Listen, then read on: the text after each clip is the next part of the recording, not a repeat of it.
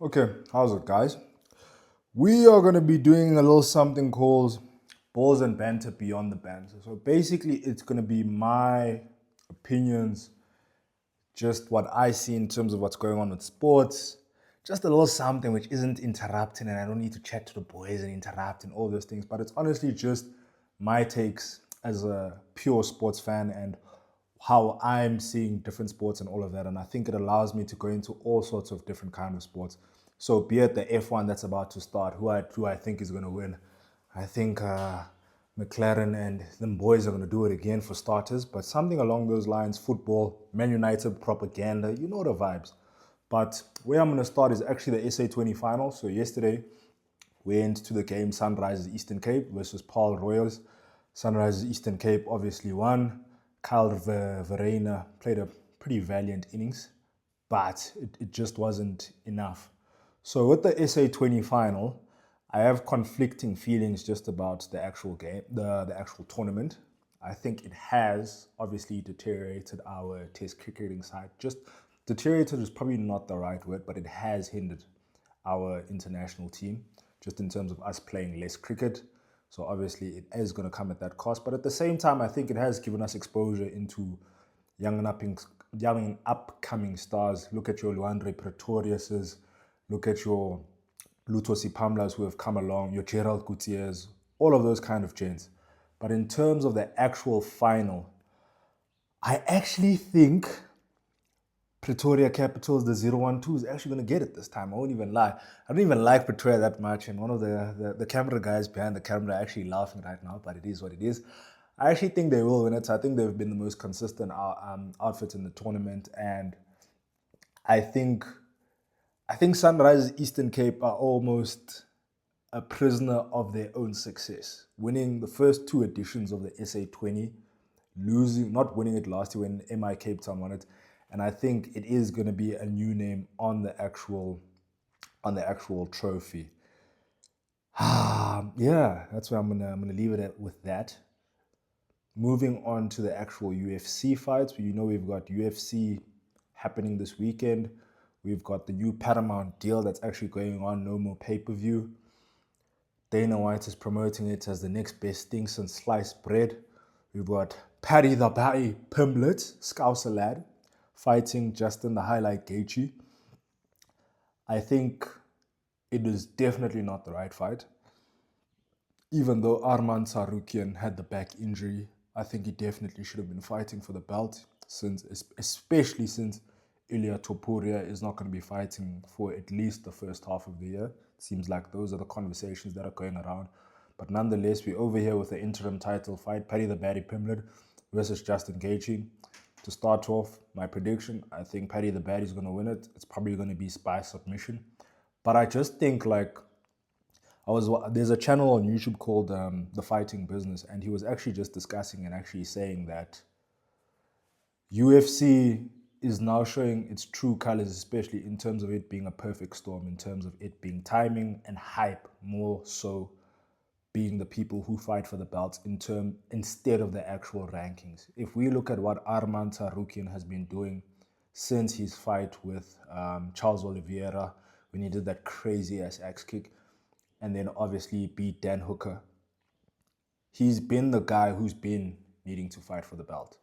Pulled out obviously of the fight with Islam Makhachev because of the back injury. Dumbest thing ever, but Sizotin cheese boy UFC. But that should be definitely one of the guys in the actual fight. If anything, I would have rather, like the best case scenario, I would have had Paddy the Batty versus Ilya Tupuria just because of the face-off. You can't delete that image from our minds. It happened. The tension is there. They don't like each other. But Justin Gaethje obviously played hardball and said, if you guys don't give me this title fight, yeah, vibe fit. PlayStation, yeah, I'm fit. I'm going home. So obviously he put them in a corner and he said, I need to fight for the belt.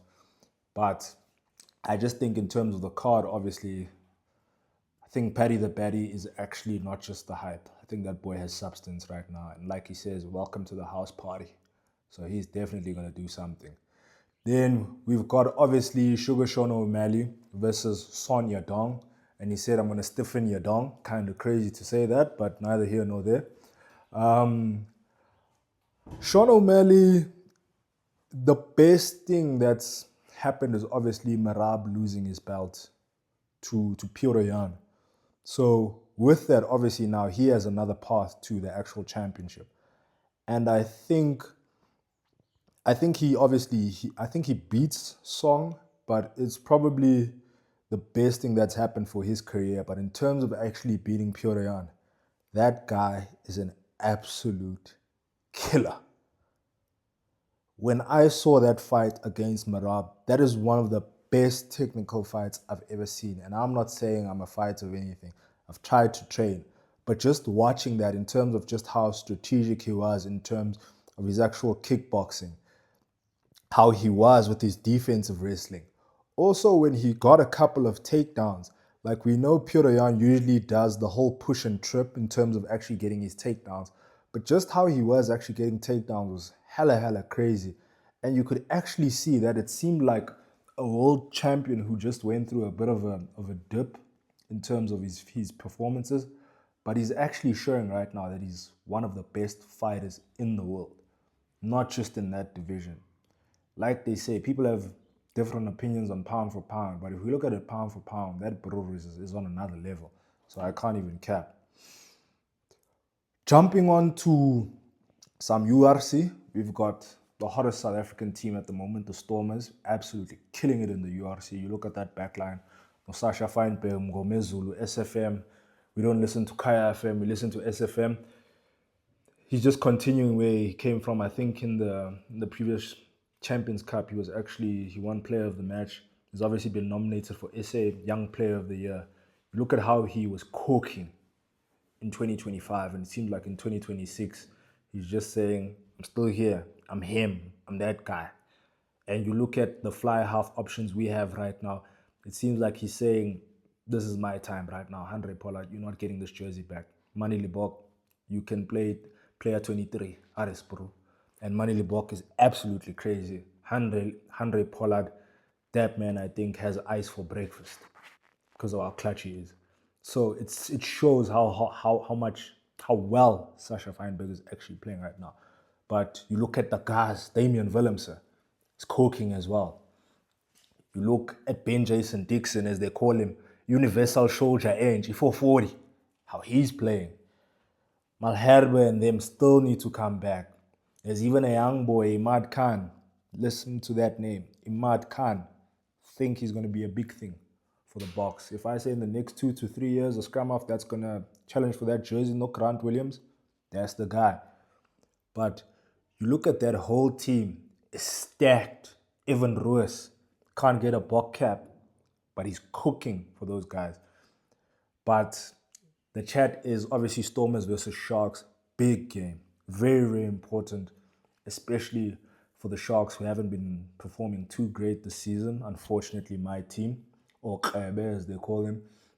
But I honestly think the Stormers are just going to have too much for the Sharks in terms of how they're going to play. And it's kind of crazy. Kungena ubani manje? Ngikhuluma ngedwa, ngicela ukuqhubeka. Ngenani bafana? It's a podcast. These are the kind of things that happen. But genuinely, it's just a thing of like with the Sharks.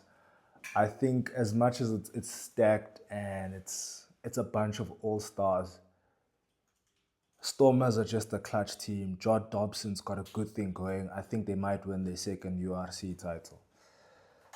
Lions, Ellis Park. I think it's been a conversation for a hot minute.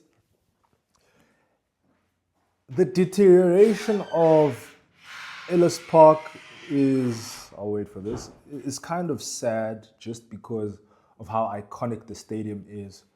We look at the most historic moments. We look at the 95 flyover, which has now become a staple of the Ellis Park games. We look at how it's basically the rugby stadium. It's not basically, it is the rugby stadium for all Johannesburg games. You need to have a stadium which can house people.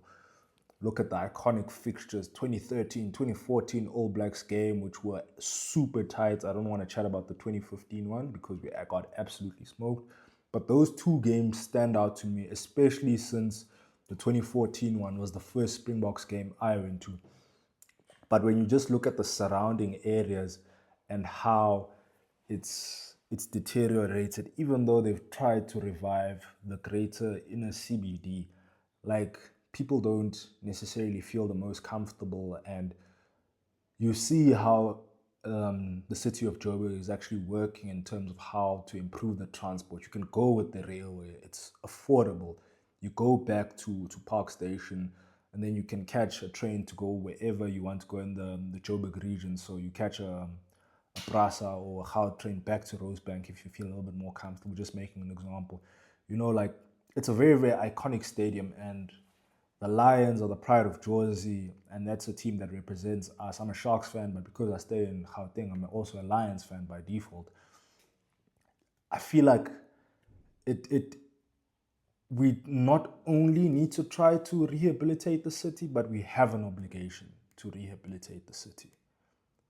And I think that's only one of the steps. This is a sports podcast, so I don't want to get too deep into it. But in terms of the sporting aspect, if we can find that people are now so comfortable going to Ellis Park, why can't we have a lot of these crossover games where we're having a CAF Champions League game at Ellis Park? Chiefs doesn't always need to play at Soccer City. I'm a Pirates fan, but I realize the brand and the power of Kaizer Chiefs. Kaizer Chiefs is probably the most supported club in South Africa. Why can't so it's a derby, it's probably too small, so I actually won't go that way. But we look at like a Sundowns game with Orlando Pirates instead of playing it at Orlando Stadium. Why can't we take it there? Like food for thought in terms of just finding ideas. Kanye West was supposed to go to Ellis Park. Yeah, but you guys bought tickets. Hey, that's another conversation. But stuff like that, like that is our staple, right? That is our stadium. We need to find a way in terms of making that area safer, making it a cultural hub for creativity. My is thousand. Shout out to Slender Vele who usually helps us and organizes us a table with me that side. But there's so many things you can actually do in that greater region, the Maboneng region. It's literally a hub for creativity. But just because of that one aspect and literally the safety aspect, people are afraid to go there and they don't feel comfortable. So that's the one thing where I say Ellis Park, the Lions, and especially if the Lions start winning again and they start cooking like they were in those 3 years when Johan Ackerman and Swiss the Brain were absolutely the brains trust. Why can't it be the revival of a fallen giant, I mean. And then my final takes is those nonsense clubs, Man City and Chelsea. And no one can actually interrupt me with my bash centre right now. Guys, Man City is the worst club in England right now. They've got way too much money. They've disrupted the top four that was. They've ruined the football I love. And then you just get Chelsea, which is so obnoxious and all of that. I'm talking to you, D-Mac. I'm talking to you, Jelle, right now. I'm talking to you, Renz. You guys, the problems right now. But those clubs, honestly, are just, like, those are the two clubs I honestly can't deal with. Man City, obviously, because I'm a Man United fan. Chelsea, because they've obviously had some sort of pedigree and they've interrupted a lot of my leagues, which I should have won. But I think that's obviously like just the beauty of sports, man. Like we can actually have banter. We're allowed to be emotional. We are allowed to not have rational takes at times, just purely because we're fans. And I think we definitely need to keep that up, guys. Sports is an amazing thing for me. It's helped me in a lot of aspects. It's provided a hell of a lot of entertainment to me. But I think like definitely, guys and girls, if you've never been to a live sporting event, don't go to a club. Don't go to a club where you necessarily need to spend 2,000 just on a bottle. Go to your closest stadium, whichever province you stay in. Most tickets are less than 200 rand, at times less than 100 rand. Go experience it for yourself and you'll understand what I'm talking about. But yeah, guys, this is Balls and Banter Beyond the Banter. I'm going to try to do a lot more of these. Just give you my opinions in terms of what's happening. But yeah, also, Ruben Amorim wasn't the problem. He really, really wasn't. And we'll leave it at that.